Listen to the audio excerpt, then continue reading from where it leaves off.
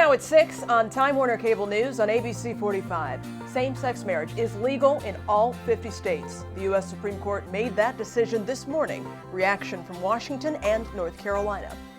Also, an emotional eulogy from President Barack Obama at the funeral of Senator Clementa Pinckney. Hear what the president said. And one of the escaped prisoners in New York is dead. Details on the search for the second escapee.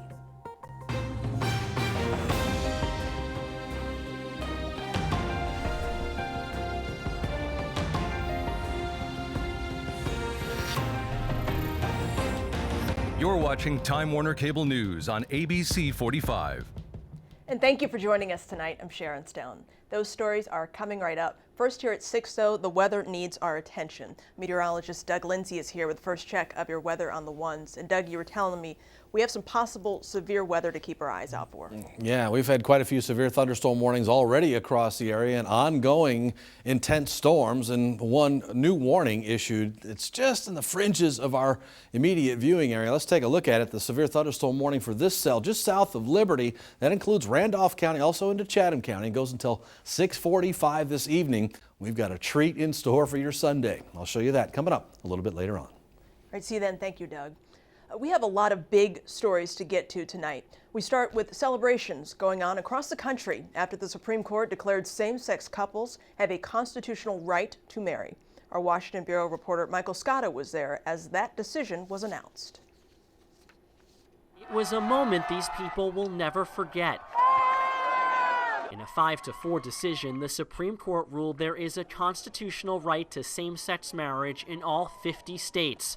President Obama, who announced his support for marriage equality back in 2012, praised the decision. In Washington, Michael Scotto, Time Warner Cable News.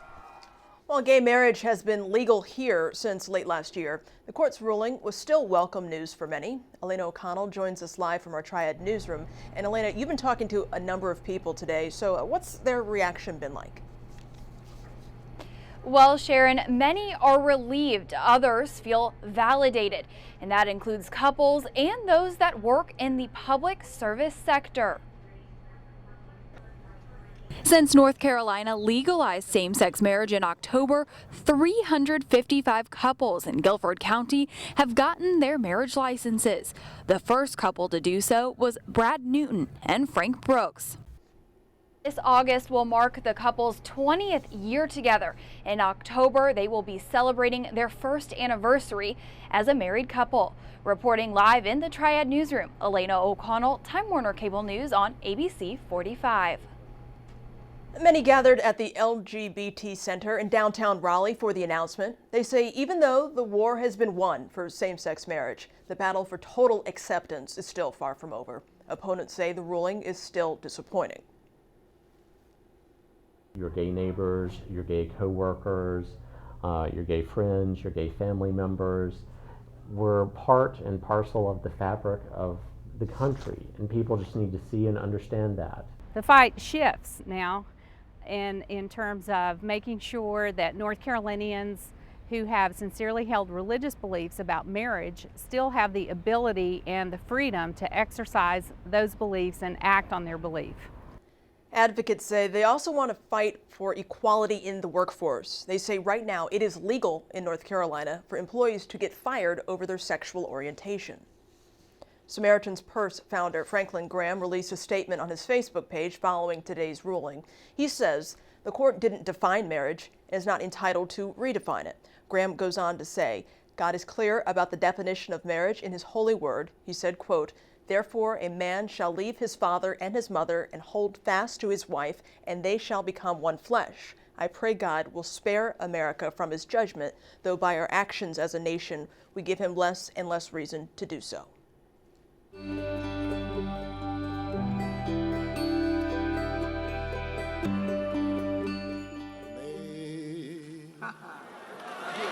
Sing praise,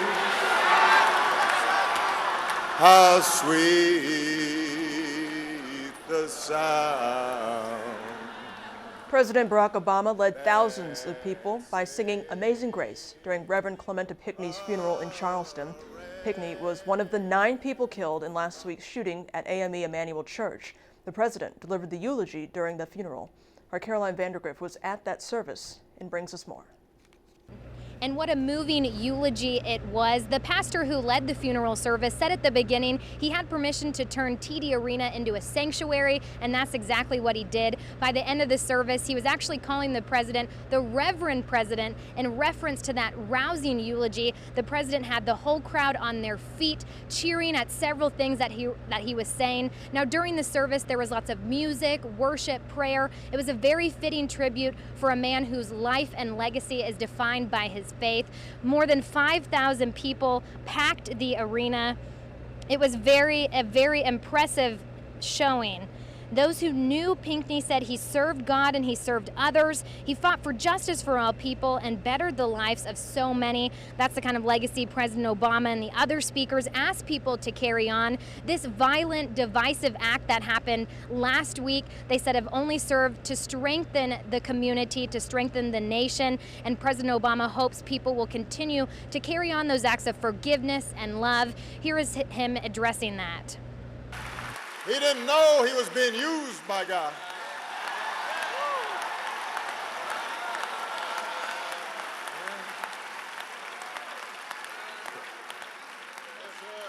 Blinded by hatred, the alleged killer could not see the grace surrounding Reverend Pinckney and that Bible study group. The light of love that shone as they opened the church doors and invited a stranger to join in their prayer circle. The alleged killer could have never anticipated the way the families of the fallen would respond when they saw him in court in the midst of unspeakable grief with words of forgiveness. He couldn't imagine that. Now, the president didn't shy away from addressing some of the more political issues that have come from this. He talked about the Confederate flag, racial bias, better training for law enforcement. He said once this eulogy is over and the TV cameras have packed up and gone away, that America can't slip back into its old habits. He said we must do better to honor the 9 lives that were lost last week. In Charleston, Caroline Vandergriff, Time Warner Cable News. The tragedy in Charleston continues to bring up discussions about racism and hate crimes in America. Many parents are asking how to have those conversations with their kids. Christina Watkins sat down with a mother of 9 to hear how she explained it. She's a mother of 9, with the oldest being 22 and the youngest just 3 years old. Safe to say, Kelly Presley and her husband have their hands pretty full. Noah Elohim, can you get you a shirt? They often have real-life conversations with their kids, but when the news broke about the massacre at Emmanuel AME Church in Charleston, she didn't know where to begin with an explanation. The 5-year-old, he said, in a church, mommy, because he identified that it's not supposed to happen in a church. She went more in depth with her older kids, but sugarcoated the details a bit with her younger ones, like 8-year-old Iam. She told me that a white man who went inside a black old church and shot up all the black people. And what was your reaction? Wow. Dr. Dave Verhagen, a child psychologist, thinks Presley handled the conversation with her kids very well. The fact that her kids responded that way is proof of that. He says when talking about such sensitive subjects like racism and the shootings in Charleston, the important thing is making kids feel safe. Talk about how this is a really sad thing. And then beyond that, to say it's really not fair that this would happen. What do you think we could do? Ask questions. Presley says her kids are well aware of what's happening in the world and feels it's best to keep them in the know instead of in the dark. In Charlotte, Christina Watkins, Time Warner Cable News. Dr. Verhagen says if you're not sure whether your kids know about what happened in Charleston, start by asking questions. If they still seem they're not sure, leave the conversation alone and save it for a later time. And stay with us. We'll be right back.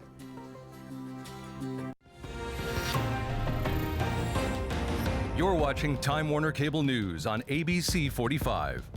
Winston-Salem police and Forsyth County officers are working an investigation this evening in Pofftown. They're at a home on Brookbank Drive. Our Cristen Drummand is live at that scene. And so far, Kristen, investigators are being pretty tight-lipped here.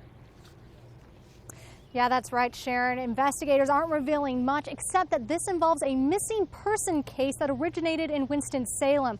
Officers have been out here all day shoveling up dirt. They obtained a search warrant this afternoon to enter the house and detached garage. The detached garage is where most of the activity is happening now. I'm told the homeowners know investigators are here but aren't at the house. Neighbors say a couple, man and woman, have lived in the home for more than 10 years and were seen in the neighborhood last night. Some residents I've spoken with say they'd seen the couple around but didn't interact with them much. I've noticed, he keeps to himself and he's not very nice to everybody else, but other than that, I know he has cameras around. He's, watches everything, and he's always messing in his yard and, making fires and stuff. You need the reference. So far, nobody is in custody. We did see the Forsyth County Sheriff and the DA come out here to take a look at what's happening. And right now, investigators don't know how much longer they will be out here tonight. Reporting in Pufftown, Cristen Drummand, Time Warner Cable News on ABC 45. Greensboro police are sorting out a shooting and armed robbery. This happened around 410 at Cranbrook Street off of Wendover Avenue. One man was shot. Police say a vehicle that was involved in the incident crashed at Hewitt and Cranbrook Streets. At last word, police were still questioning suspects. One of the escaped murderers from a New York prison is dead. A law enforcement source says Richard Matt was shot and killed by police. Matt was one of the murderers who escaped from a New York prison earlier this month. Police are still searching for the other escapee, David Sweat. He is pictured there on the right. More than 1,100 law enforcement officials are on the scene of this manhunt. 2 prison employees are charged in connection to the jailbreak. And stay with us. We'll have a day wrap-up of sports after this quick break.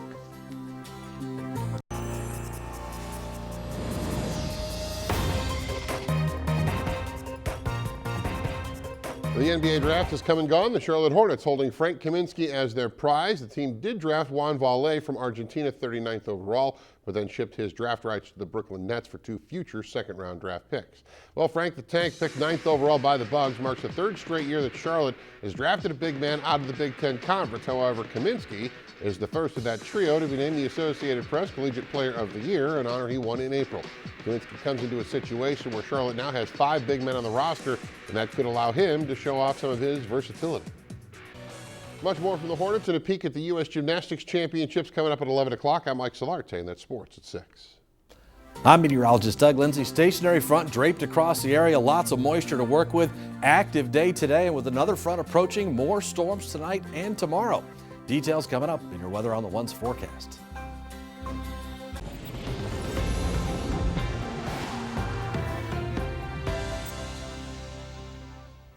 Hey everybody, it is 6:21, actually a little past 6:21, but it's still Weather on the Ones time as we head through your Friday evening. Hope you've had a wonderful finish to your work week. It was a little hot and steamy out there and then unsettled for the last few hours. Severe thunderstorm watch for all counties shaded in yellow goes until 10 o'clock in the evening, but understand the definition of a watch means that severe weather is possible in and around the watch area. So really, for all intents and purposes, we're all under this watch. We all need to stay alert for the potential for strong to severe storms, and not just through 10 o'clock, maybe even overnight tonight, and then again all day tomorrow. Storm chances will develop again by Wednesday into Thursday. There's your Weather on the Ones forecast. Back to you, Sharon. There are new leads in a decades-old missing persons case. Possible human remains were found in Oakland, California, where North Carolina woman Cristen Drummand lived when she was reported missing. That was 18 years ago. There have been big improvements to an area animal shelter. Davison County Shelter no longer uses a gas chamber. That's after the state made it illegal to use one. Animal rights advocate groups say euthanasia by injection is the recommended method. And a North Carolina mother finally brings her baby twin boys home from the hospital. It's been about 8 months since they were born. Her sons were conjoined at birth. They are now separated after a high-risk surgery at Duke Hospital. I'm Diane King Hall with your evening business update. A gain in shares of Nike charged up the Dow today, but the same couldn't be said of the other major averages.